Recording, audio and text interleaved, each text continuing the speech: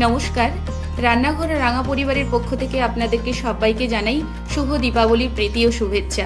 আজকে দীপাবলির স্পেশাল হিসাবে বানাবো পনির জিলিপি। তো চলুন শুরু করা যাক।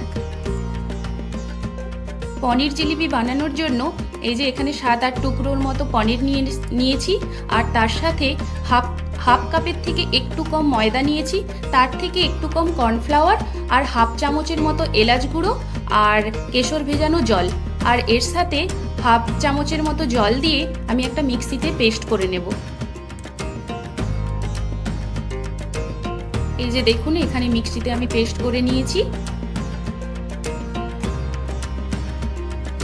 চলুন এবার আমি একটা শিরা বানিয়ে নেব।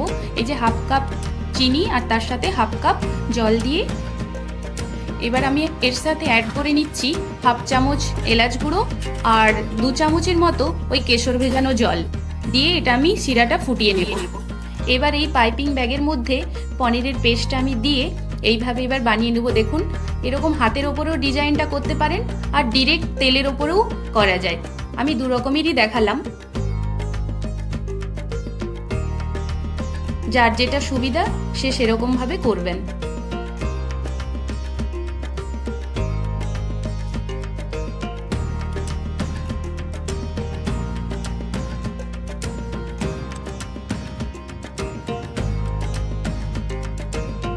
এবার দেখুন, এরকম লাল লাল করে ভেজে নিতে হবে। ভাজার পরে আমি চিনির শিরার মধ্যে দিয়ে দেব।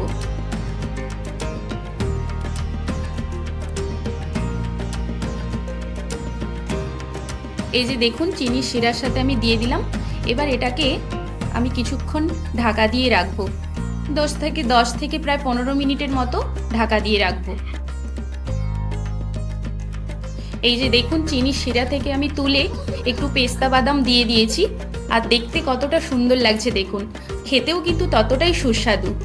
আপনারাও কিন্তু অনায়াসে এই পদ্ধতিতে বাড়িতে বানাতে পারেন। চলুন তাহলে ভিডিওটা আজ আমি এখানেই শেষ করছি। সবাই ভালো থাকবেন, সুস্থ থাকবেন। দেখা হচ্ছে আবার একটা নেক্সট ভিডিওতে।